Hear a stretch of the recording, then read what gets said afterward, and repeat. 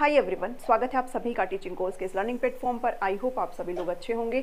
Estate की इस series में आज की जो क्लास रहने वाली है वो रीजनिंग की रहेगी। हम रीजनिंग को ऐसे ही पढ़ रहे हैं प्रीवियस ईयर क्वेश्चंस को सोल्व करते हुए।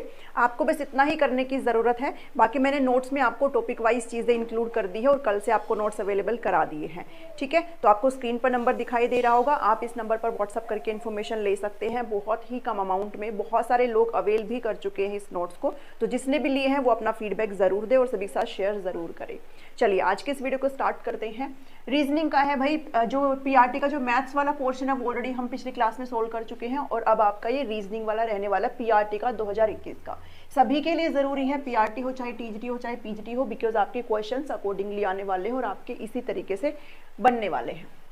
फर्स्ट क्वेश्चन देखिए, ये कह रहा है how many 7s are there in the series which are preceded by an even number. आपको क्वेश्चन हिंदी और इंग्लिश मीडियम दोनों में दिखाई दे रहा होगा। मैं आपको समझा देती हूँ हिंदी में क्या कह रहा है। ठीक है, ये कह रहा है कि भाई ये जो सीरीज आपको दी गई है, इस सीरीज के अंदर कितने ऐसे 7 यहाँ पर लिखे हुए, कितने ऐसे 7 यहाँ पर लिखे हुए हैं जो प्रीसीडेड है बाय एन इवन नंबर। यानी कि प्रीसीडेड मतलब इस 7 से पहले, प्रीसीड करना मतलब पहले आना। ठीक है, प्रीसीड करना मतलब पहले आना, और 7 से पहले आते हैं, लेकिन क्या कैसे नंबर? इवन नंबर, सम संख्या, यानी कि 7 से पहले सम संख्या होनी चाहिए है। ऐसे 7 आपको ढूंढने हैं जिस 7 से जस्ट एक पहले आपका सम संख्या हो, but not followed by an odd number. और 7 के जस्ट बाद आपका एक ओड नंबर नहीं होनी चाहिए है, यानी कि विषम संख्या नहीं होनी चाहिए। विषम संख्या नहीं होगी तो फिर मतलब कौन सी संख्या होगी आपकी? फिर सम संख्या ही होगी। ठीक है, जो इवन नंबर है वही यहाँ पर आपका होगा। कहने का मतलब ये है कि मुझे एक ऐसे 7 को ढूंढना है जहाँ पर यहाँ पर भी आपका इवन नंबर हो और यहाँ पर भी आपका इवन नंबर हो। ठीक है, क्वेश्चन समझ में आया। अब बढ़ चलते हैं इस सीरीज की तरफ। अगर आपको क्वेश्चन अच्छे से समझ में आ रहा है तो इसको बनाने में सेकेंड्स लगेगी बस। ठीक है, देखो एक साथ यहाँ पर है, एक यहाँ पर 7 है, एक यहाँ पर है, एक यहाँ पर है, एक यहाँ पर और एक, इतने सारे आपके यहाँ पर 7 दिए गए हैं। अब 7 से आगे मुझे इवन नंबर चाहिए था, यहाँ तो ये ओड नंबर है तो ये मेरा नहीं होगा। अब 7 से आगे मुझे क्या चाहिए था? इवन नंबर चाहिए था, तो मैं पीछे तो देखूंगी नहीं, मेरी एक कंडीशन आगे की होती है जो कि इवन नंबर की है, जो यहाँ पर भी फुलफिल नहीं कर रही है। 7 से पहले मुझे इवन नंबर चाहिए और 6 जो है वो इवन नंबर है, तो मेरी पहली कंडीशन फुलफिल हो गई। बाद में मुझे ओड नंबर नहीं चाहिए, जबकि 5 आपका ओड नंबर है, तो ये 7 भी मैं नहीं काउंट करूंगी। ठीक है, नेक्स्ट 7 देखो, 7 से पहले 2 है जो कि आपका इवन नंबर होती है, सम संख्या होती है, और 4 भी इवन नंबर होती है, यानी कि ये जो पेयर है, ये जो 7 है आपका, वो आपका मैं काउंट करूंगी। ठीक है, नेक्स्ट 7 देखो, ये आपका इवन नंबर है, ठीक है, मेरी कंडीशन को फुलफिल करता है, लेकिन बाद में ये आपका ओड नंबर है, तो ये भी मैं काउंट नहीं करूंगी। नेक्स्ट पे चलो, इस 7 से आगे 2 है जो कि इवन नंबर है और 6 भी आपका सम संख्या होती है, इवन नंबर होती है, तो इस 7 को भी मैं काउंट करूंगी। ठीक है, नेक्स्ट जो है, अब देखो यही आपका गलत हो गया, यहाँ पर यही आपका यहाँ पर गलत, बिकॉज आगे आपको क्या चाहिए? इवन नंबर चाहिए, जबकि वो तो 5 है।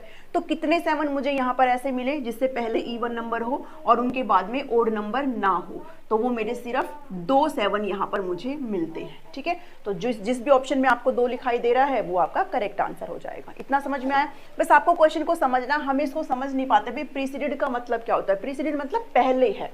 ठीक है, पहले आपका इवन नंबर है, और फॉलोड मतलब जो बाद में आ रहा है, 7 के बाद में आ रहा है, वो आपका ओड नंबर नहीं होना चाहिए। ध्यान से पढ़ो इसको, कह रहा है ओड नंबर नहीं होना चाहिए, बट नॉट फॉलोड बाई। ठीक है, आपका ओड नंबर नहीं होना चाहिए। तो फर्स्ट क्वेश्चन आपका कंप्लीट होता है। यहाँ पर आपके 2 7 ऐसे ही सीरीज में दिए गए हैं। नेक्स्ट क्वेश्चन है जो फिर से आपका कोडिंग डिकोडिंग का है, और मैं अपने जो नोट्स है उसमें कोडिंग डिकोडिंग का मैंने जो डेमो पीडीएफ है वो प्रोवाइड करवाया है। तो अगर आप उसको देखेंगे तो उसमें प्रीवियस ईयर क्वेश्चंस भी आपको दिए गए हैं, तो अगर आप उनको बना पाते हैं तो आप अच्छे से बना पाएंगे, और शायद ये भी उसमें इंक्लूडेड है।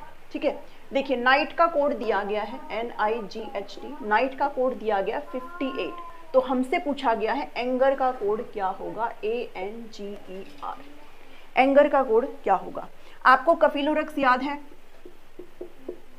वैसे तो कोशिश करो कि आप नंबरिंग को फटाफट से याद कर पाए, अगर फिर भी इन केस अगर याद नहीं है तो आप फटाफट से कफिलोरक्स यहाँ पर लिख लिया करो। 3 6 9 12 15 18 21 और 24। ठीक है, अब यहाँ पर आप अपनी नंबरिंग लिखो, बिकॉज ये क्वेश्चन आपका नंबरिंग से ही बनने वाला है। ठीक है, देखो एन का क्या होता है भाई? एन आपका ओ से पहले आता है, तो ये 14 हो गया। आई होता है 9। ठीक है, जी क्या होता है भाई? आई के बाद आपका जो एफ है, एफ के बाद आपका जी आता है, तो 7 हो गया। H क्या है भाई, HI यानी कि I से पहले आता है तो ये 8 हो गया, और RST U से पहले आता है तो ये कितना हो गया, ये आपका 20 हो गया। ठीक है, अब एक बार ये देख लो क्या इनको ऐड करके 58 आ रहा है, अगर आ रहा है तो फिर सेम प्रोसीजर हम यहाँ पर अप्लाई करेंगे। देखो 14 प्लस 9 कितना होता है 23, 23 प्लस 7 होता है 30, 30 और 20 50 होता है, 50 और 8 कितना होता है 58 होता है। तो इनको प्लस करके सम करके हमारा 58 निकल रहा है। तो मैं सेम पैटर्न को फॉलो करूंगी। एंगर के ऊपर A का 1 होता है, ठीक है, N का 14 ही होता है, G का 7 होता है, E का 5 होता है और R का 18 होता है। तो इनको आप प्लस कर लो फटाफट से। 14 प्लस 1 15, 15 प्लस 5 कितने होते हैं 20, 20 और 18 होते हैं 38, 38 प्लस 7 हो गया 45। तो इसका क्या आंसर आ जाएगा 45। जिस ऑप्शन में आपको 45 दिखाई दे रहा है वो आपका करेक्ट आंसर है। ठीक है, बहुत ही इजी से होते हैं, बस आपको इसी तरीके से प्रैक्टिस करते रहना है। ठीक है, नोट्स मैंने आपको दिए, आप उनसे भी करना और साथ में आपको एक्स्ट्रा प्रैक्टिस भी करनी है। सिर्फ उन नोट्स से ही स्टिक नहीं करना है, जहाँ से आपको प्रैक्टिस मिले आप भर भर के ज़रूर करिएगा। चलिए थर्ड क्वेश्चन कहता है डायरेक्शन से है। डायरेक्शन के क्वेश्चन जब भी आते हैं तो आप पहले अपनी डायरेक्शन को मेंशन कर लें। देखो ईस्ट हमेशा जब आप यहाँ लिखते हो तो यहाँ पर वेस्ट आएगा, ठीक है, और नॉर्थ हमेशा ईस्ट के एंटी क्लॉकवाइज होता है। भाई क्लॉकवाइज होती है ये डायरेक्शन, जब आप ऐसे चलते हो तो वो क्लॉकवाइज, और जब आप ऐसे चलते हो तो वो एंटी क्लॉकवाइज होती है। तो नॉर्थ हमेशा ईस्ट के एंटी क्लॉकवाइज होता है, और ये हो गया साउथ। ठीक है, ये आपकी दक्षिण दिशा हो गई, ये पूर्व हो गया, ये पश्चिम, ये उत्तर और ये दक्षिण दिशा हो गई। अब कह रहे हैं कि मैं जो है 10 मीटर चलता हूँ ईस्ट की तरफ। कहीं पर आप मेरा घर है और ये अपने घर से मैं 10 मीटर पूर्व दिशा की तरफ चलता हूँ। कहीं पर मान लो ये मेरा घर है, ठीक है, ये मेरा घर है, और यहाँ से मैं 10 मीटर चलता हूँ ईस्ट की तरफ। तो ईस्ट कहाँ, इधर है। तो आप जिस डायरेक्शन में आपने अपनी ये डायरेक्शन लिखी हुई है ना, उसी अकॉर्डिंग ही मूव करना। तो यहाँ से मैं ये मान लो कि ये मेरा 10 मीटर हो गया, ठीक है। अब मैं यहाँ पर खड़ी हूँ, उसके बाद मैंने टर्न किया नॉर्थ की तरफ और मैंने 15 मीटर की दूरी तय की। नॉर्थ कहाँ पर है, नीचे है, तो नीचे 15 मीटर मैंने कवर किया है। अब यहाँ पर आ गई मैं, ठीक है। यहाँ से मैंने फिर से टर्न किया वेस्ट की तरफ यानी कि पश्चिम की तरफ, और मैंने 12 मीटर की डिस्टेंस, वेस्ट इधर है, यहाँ से मैंने 12 मीटर की डिस्टेंस कवर करी। अब देखो ये इतना 10 था तो ये भी इतना 10 हुआ, ठीक है, ये भी इतना कितना हुआ 10 हुआ। उसके बाद मुझे 12 करना है तो मैं थोड़ा और आगे आ जाऊंगी। तो ये मेरा इतना है, ठीक है, ये 12 हो गया, जिसमें से ये 10 है इतना और ये 2 है। मैं यहाँ पर लिख देती हूँ, टोटल तो है मेरा ये 12, क्योंकि ऐसे क्वेश्चन बनाने में ना बहुत ईजी रहता है। ये आपका 10 हो गया इतना, और ये हो गया 2, ठीक है। उसके बाद चलो फिर कहता है वेस्ट में मैं आ गई, और वेस्ट में आने के बाद मैंने साउथ की तरफ टर्न किया और मैंने 15 मीटर की डिस्टेंस कवर करी साउथ में। वेस्ट से साउथ मतलब ऊपर जाऊंगी, और जब मैं 15 मीटर की कवर करूंगी तो देखो ये भी मेरा 15 ही था, तो मतलब मैं इतना ही यहाँ पर कवर करूंगी, यानी कि मैं कहीं यहाँ पे आ चुकी हूँ, इसके ही ठीक लेवल में, लेकिन इससे टच नहीं हो रही हूँ, इसके ठीक लेवल में मैं आ चुकी हूँ। अब कह रहा है कि मैं कितनी दूर हूँ मेरे खुद के घर से। अब देखो बहुत ही आसान है, इसमें क्यों आसान है, मैंने यहाँ पर इस चीज़ को इसलिए डिवाइड किया था। ये तो हो गया 10, ठीक है। अगर मैं इसको यहाँ पे ऐसे लाइन ड्रॉ करूँ तो इतना मेरा ये 10 था, ये पूरा मेरा 12 है, तो ये 10 है, तो ये कितना हो जाएगा भाई, ये मेरा 2 ही तो हो जाएगा, क्योंकि ये पूरा कितना है 12 है ना। तो ये 10 हो गया, ये कितना हो गया 2 मीटर। तो मैं अपने घर से, और ये जो मेरी डायरेक्शन जहाँ पर मैं खड़ी हूँ वो कितनी दूरी पर हूँ, 2 मीटर की दूरी पर हूँ, ठीक है। तो ऐसे आप क्वेश्चंस को बना सकते हो। पहले अपनी डायरेक्शन लिख लो, उसी के अकॉर्डिंग मूव करो, जैसे डायरेक्शन में बोल रहा है। पहले मैं ईस्ट की तरफ गई, फिर इसने कहा 15 मीटर नॉर्थ में जाओ, मैं नॉर्थ में नीचे चली गई। फिर कहा इसने 12 मीटर आप वेस्ट में जाओ, तो मैं इधर चली गई। फिर बोला साउथ में जाओ, तो मैं साउथ में चली गई। तो अकॉर्डिंगली आप अगर चलते जाएंगे तो आपके क्वेश्चन बन जाएंगे, ठीक है। इसका आंसर 2 मीटर हो जाएगा। नेक्स्ट क्वेश्चन है, नेक्स्ट क्वेश्चन की तरफ चलते हैं। नेक्स्ट है आपका, अच्छा देखो ये क्वेश्चन भी मैंने नोट्स में इंक्लूड किया हुआ है, अगर किसी ने अभी नोट्स देख लिए, जो डेमो नोट्स है ना उसमें इंक्लूड किया गया ये क्वेश्चन, ठीक है। देखो वाटर इज कोल्ड फूड, ये क्वेश्चन आपसे 2 तरीके से पूछे जाते हैं कोडिंग डिकोडिंग में ही। एक आता है इज कोल्ड वाला, और एक आता है मीन्स वाला। यानी कि यहां पर अगर लिखा हो वाटर मीन्स फूड तो फिर मीन्स वाला क्वेश्चन, अब लिखा है वाटर इज कोल्ड फूड तो फिर इज कोल्ड वाला। तो जब इज कोल्ड वाला लिखा हो तो जो फॉरवर्ड लिखा है यानी कि सामने वाला जो लिखा है वो आपका आंसर होता है। अभी मैं समझा दूंगी, ठीक है, बस अभी समझ लो, मैं समझा दूंगी इसको इस एग्जांपल के थ्रू। और जब आपसे मीन्स पूछा जाए तो जो बैकवर्ड वाला है वो आपका आंसर होगा, ठीक है, बैकवर्ड वाला। और ये बैकवर्ड फॉरवर्ड क्या है वो भी समझेंगे। देखो इसने कहा है कि भाई पानी जो है उसे फूड कहा जाता है, भोजन को पेड़ कहा जाता है, और पेड़ को स्काई कहा जाता है, स्काई को बॉल कहा जाता है। तो फिर कौन सा इसमें से एक फल को ग्रो करता है? तो फल को भाई कौन ग्रो करता है? इसमें देखो ध्यान से, फल को कौन ग्रो करता है? फल को पेड़ ही तो ग्रो करता है। तो यानी कि आपको ये बताना है कि इसमें से कौन सा जो है फल को ग्रो करता है। तो हमें पता पेड़, लेकिन इसके क्वेश्चन के अकॉर्डिंग क्या आंसर आएगा? क्योंकि इसने इज कोल्ड कहा है और इज कोल्ड में आंसर हमेशा फॉरवर्ड वाला आता है। तो ट्री के फॉरवर्ड क्या लिखा है? स्काई, यानी कि इस क्वेश्चन का आंसर आ जाएगा स्काई। ठीक है, फॉरवर्ड वाला मतलब ट्री इज कोल्ड, यानी कि इस कोल्ड के बाद जो कुछ भी लिखा होगा वो आपका आंसर आ जाएगा कोल्ड का। ठीक है, अगर ये कोल्ड लिखा हो। वहीं अगर मैं ये कहूं कि यहाँ पर आपको मीन्स लिखा है, ऐसे क्वेश्चन भी आ जाते हैं। ठीक है, मैं अभी आपको करके दिखा देती हूँ। Water means food, food means tree, tree means sky, और स्काई मीन्स वॉल। फिर अगर आपसे ये पूछे कि अब बताओ कौन फ्रूट को ग्रो करता है, तो हमें पता भाई पेड़ करता है। लेकिन इस क्वेश्चन के अकॉर्डिंग क्या आंसर बनेगा? इस क्वेश्चन के अकॉर्डिंग बनेगा कि बैकवर्ड क्या है, यानी कि जहां पर ट्री लिखा है उसके बैकवर्ड में क्या है। देखो ट्री यहां पर लिखा है, ट्री के बैकवर्ड क्या है? फूड। तो यानी कि अगर मीन्स होता तो हमारा आंसर क्या आ जाता? फूड। ठीक है, तो इतनी चीजें आप ध्यान में रखेंगे। जब आपको इज कोल्ड दिया रहे तो आप फॉरवर्ड वाला मार्क करेंगे, जो लिखा है उसकी जस्ट फॉरवर्ड वाला, और अगर मीन्स दिया है तो फिर आप क्या करेंगे? बैकवर्ड वाला मार्क करेंगे। ठीक है, अगर इज कोल्ड होता तो फिर यहाँ पर ट्री के बाद स्काई है तो ये आंसर हो जाता, अगर मीन्स दिया है तो फिर फूड इसका आंसर हो जाता।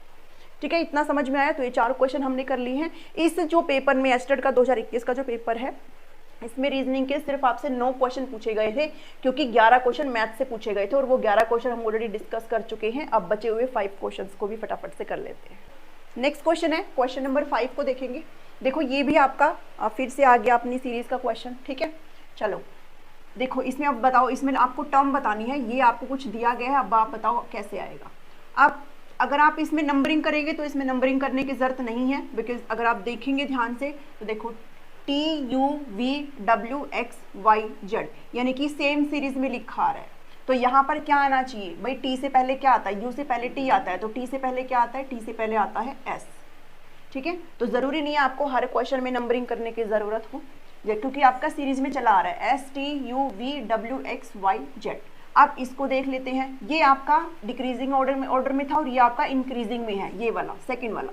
बी प्लस में 1 करते हैं तो डी आता है भाई, बी और ऊपर सी और डी। ठीक है, आप इसको +1 करके ऐसे कर लो, BCD EF GH IJ KL MN, तो यहाँ पर O आ जाएगा, और यहाँ पर क्या आ जाएगा? P।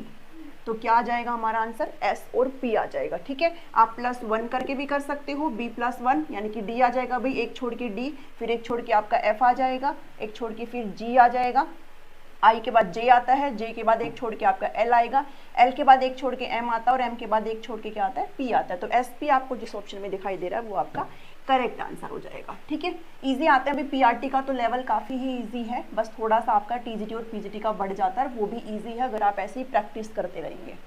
ठीक है, अगर आपने पिछले 2022 के जो हमने सारे लेवल के करे हैं, तो जब आप इन क्वेश्चंस को बना रहे हो तो आपको भी धीरे धीरे लग रहा होगा कि क्वेश्चंस आपसे बन जाएंगे। ठीक है, लेकिन ऐसा नहीं है कि इतनी ही प्रैक्टिस करने से आपको, आप जितना आप कर सकते हो उतना ही आपके लिए अच्छा है। मैथ और रीजनिंग हमेशा प्रैक्टिस मांगता है, तो आप जितनी करना चाहते हो उतनी आप कर सकते हो। नेक्स्ट क्वेश्चन है 6 नंबर क्वेश्चन। तो देखो मुझे लिखने की भी जरूरत नहीं है, ये कह रहा है इनमें से आपको कोई एक वर्ड है जो डिफरेंट है इन चारों में से, उसे चूज करना है। एक कह रहा है पिस्टल, स्वॉर्ड मतलब तलवार होती है, गन मतलब बंदूक होती है, और राइफल। अब देखो पिस्टल, गन और राइफल ये सारी होती तो बंदूकें ही हैं। ठीक है भाई, सबका नाम होगा अलग अलग, लेकिन होती तो सारी बंदूकें ही हैं। स्वॉर्ड इसमें क्या है भाई? ये तलवार होती है। ठीक है, ये तलवार होती, तलवार बंदूक नहीं होती, वो अलग चीज होती है। ठीक है, जबकि ये सारी आपकी पिस्टल, गन, राइफल ये सब बंदूक है। तो इसका आंसर क्या आ जाएगा? ऑप्शन नंबर 2 आ जाएगा। ठीक है, ये आप आराम से कर सकते हो। फिर आपका नेक्स्ट है, फिर से कह रहा है 2 4, ये फिर आप डिकोडिंग का क्वेश्चन है, कोडिंग डिकोडिंग का। 2 4 6 8 5 इन्होंने कहा कि हमने लिख दिया 3 3 7 7 6। तो जिस पैटर्न को फॉलो करते हो हमने इसे लिखा है, ऐसे ही आपको 35 7 9 1 को लिखना है। 35 791, इसका क्या आंसर आ जाएगा? तो अब देखो इसमें कुछ भी करने की जरूरत नहीं है, 2 में मैं +1 करती हूँ ऐसे ऐड तो 3 आ जाता है, 3 में मैं जब ऊपर जाती हूँ तो +1 करती हूँ तो 4 आ जाता है, 6 में मैं नीचे जाती हूँ +1 करती हूँ तो 7 आ जाएगा, 7 में यानी कि सीक्वेंस में चल रहा है, +1 हो रहा है बट एक बार ऊपर एक बार नीचे, एक बार ऊपर एक बार नीचे, ठीक है। यहाँ पे भी मैं ऐसे जाऊँगी +1, तो ऐसे ही मैं इधर करूँगी, सबसे पहले मैं नीचे +1 कर रही हूँ तो यहाँ पर भी मैं नीचे +1 करूँगी तो 4 आ जाएगा। अब मैं ऊपर करूँगी +1, ठीक है, ऊपर करूँगी तो यहाँ पर कितना आ जाएगा, यहाँ पर भी 4 आएगा, तभी तो मैं ऊपर +1 करूँगी। नीचे फिर करूँगी तो यहाँ पर कितना आ जाएगा, यहाँ पर आ जाएगा 8, +1 करूँगी। अब मैं ऊपर करूँगी +1 तो यहाँ पर मेरा 8 आना चाहिए, ठीक है। अब मैं नीचे करूँगी +1 तो ये कितना आ जाएगा 2, तो 4 4 8 8 2 आपका आंसर यहाँ पर हो जाता है ना। इजी सा सवाल, बहुत ही इजी है, बस आपको थोड़ा सा ध्यान में रखना। और ये इजी आपको तभी लगते हैं जब आपने भरपूर प्रैक्टिस करी हो, आपने बहुत सारी प्रैक्टिस करी हो, तब लगते हैं इजी। उसके बाद नेक्स्ट क्वेश्चन है जो कि लॉजिकल रीजनिंग से आता है, 35 6 और यहाँ पर 120। अब बताओ यहाँ पर क्या आएगा? ऐसे क्वेश्चंस कई बार हमें फंसा देते हैं, ये क्वेश्चन तो वैसे इजी है बट ऐसे क्वेश्चंस कई बार हमसे नहीं बन पाते हैं, ठीक है। तो अब इसमें बताओ लॉजिकल रीजनिंग का क्वेश्चन है तो मतलब अपने दिमाग का इस्तेमाल करो और बताओ ऐसा क्या इन्होंने अप्लाई किया है कि भाई 35 और 6 यहाँ पर लिख दिया और यहाँ पर हमसे पूछ लिया भाई क्या आएगा। तो देखो जब आपको मैंने बता रखा है मल्टीप्लाई करके देख लिया करो, जब आपको लगता है कि ज़्यादा बढ़ा हुआ है तो भाई क्या करोगे, 6 का स्क्वायर करके देखो, 6 का स्क्वायर करते हो 36 आता है बट यहाँ पर 35 है तो इसको -1 करेंगे तो 35 आ जाएगा, ठीक है। ऐसे ही अगर मैं 11 का स्क्वायर करूँ 121 माइनस करती तो 120 आ जाता है, तो यहाँ पर कितना आ जाएगा, यहाँ पर आ जाएगा 11, ठीक है। तो ऐसे आपका ये करेक्ट आंसर बन जाता है। तो आप अपने दिमाग का इस्तेमाल यहाँ पर लगाएंगे और जब आप प्रैक्टिस करते रहते हैं ना, जब आप क्वेश्चन बनाते रहते हैं तो आपका दिमाग उस लेवल से काम करना स्टार्ट कर देता है कि आपके क्वेश्चन भी फटाफट बन जाते हैं, ठीक है। बट वो प्रैक्टिस पर है। मैथ्स और रीजनिंग में हमेशा यही बोलती हूँ भाई जितनी प्रैक्टिस आप कर सकते हो ना उतनी ही प्रैक्टिस करो, जितनी प्रैक्टिस। अगर आपने नोट्स मेरे से लिए इसका मतलब ये नहीं है कि सिर्फ आप नोट्स ही पढ़ेंगे, ठीक है। वो नोट्स मैंने आपको दिए हैं ताकि आपकी जर्नी ईजी हो जाए, आपको कहीं भटकना ना पड़े। बट उन नोट्स को करने के बाद आप बहुत सारी ढेर सारे प्रीवियस ईयर क्वेश्चन बनाएंगे। मैं इधर करवाऊंगी जब मेरा सारा कंटेंट खत्म हो जाएगा, उसके बाद हम लोग बहुत सारी प्रैक्टिस भी करेंगे, बट फिर भी आप अपनी तरफ से भी ज़रूर करना, ठीक है। चलो नेक्स्ट क्वेश्चन है 9 क्वेश्चन, जो ये लास्ट क्वेश्चन है। 9 ही क्वेश्चन आपके रीजनिंग के पूछे गए थे। 10 12 16 24 40 और नेक्स्ट टर्म आपको बतानी क्या आएगी। अब देखो ये इसमें पास में मतलब मल्टीप्लाई तो आप कर नहीं सकते हो भाई, 10 में कितना ऐड करेंगे कि 12 आएगा, +2, यहाँ पर +4 हो रहा है, यहाँ पर +8 हो रहा है और यहाँ पर +20 हो रहा है ना। नहीं कितने हो रहे हैं, 16 हो रहा है, हाँ 16 हो रहा है, ठीक है। तो यहाँ पर कितना ऐड होगा कि मेरी आगे की टर्म आ जाएगी। अब देखो ध्यान से देखो, 2 को के अंदर जब मैं 2 से मल्टीप्लाई करती हूँ तो 4 आता है, 4 को जब मैं 2 से मल्टीप्लाई करती हूँ तो 8 आता है, 8 को 2 से मल्टीप्लाई करती हूँ तो 16 आता है, तो 16 को 2 से मल्टीप्लाई करूँगी तो यहाँ पर 32 आना चाहिए। सेम पैटर्न को फॉलो करते हुए मेरा यहाँ पर मुझे पता है 32 आ जाएगा। और जब इसमें 12 और प्लस है यानी कि 10 + 2 12 होते हैं, 12 + 4 16 होते हैं, 16 + 8 24 होते हैं, 24 + 16 40 होते हैं, तो 40 + 32 कितने हो जाएंगे 72। तो यानी कि आपकी नेक्स्ट टर्म क्या आ जाएगी 72, 72 आपकी नेक्स्ट टर्म आ जाएगी, ठीक है। तो ये इजी से सवाल थे, आई होप आपने ये सारे बनाए होंगे मेरे साथ साथ, ठीक है। तो यही थे आपके पीआरटी में क्वेश्चंस। बाकी नोट्स के बारे में मैं फिर से आपको बता देती हूँ भाई 7419055279 पर व्हाट्सअप करके आप मुझसे पेड पीडीएफ का इन्फॉर्मेशन ले सकते हैं। ये नोट्स आपके पेड रहने वाले हैं बिकॉज मैं आपको ऑलरेडी क्लासेस फ्री करा रही हूँ। अपने जो नोट्स है वो लेने के सबके अपने अपने रीज़न होते हैं, तो अगर कोई साथ साथ नोट्स बना रहा है तो फिर कोई ज़रूरत नहीं, आप रहने दें। बट अगर आपके पास टाइम की कमी और आप जल्दी जल्दी सारी चीज़ों को करना चाहते हो तो आप ये नोट्स ले सकते हैं, ठीक है। तो आज के इस वीडियो में इतना ही है। सभी प्लेलिस्ट का लिंक वीडियो के डिस्क्रिप्शन में है। साथ ही हरियाणा जीके जो कि मैं अभी तो नहीं करा रही हूँ बट हरियाणा जीके की प्लेलिस्ट मैंने ऑलरेडी बनाई हुई है, आप उसको ही प्रेफर करिए, वहीं से आपके क्वेश्चन हो जाएंगे, ठीक है। चलिए वीडियो पसंद आए तो इसको ज़रूर लाइक करिए, शेयर करिए सभी के साथ, सभी ग्रुप्स में नोट्स के बारे में सभी ग्रुप्स में ज़रूर शेयर करना, ताकि सभी लोग जो नहीं कर सकते हैं अवेलेबल, जो एक्सेस नहीं ले सकते बैचेस का, तो वो यहाँ पर कम पैसों में भी चीज़ें हो सकती है। बाकी फ्री में मैं तुम्हें ऑलरेडी करवा ही रही। मिलती हूँ नेक्स्ट वीडियो में। Thank you, thanks for watching.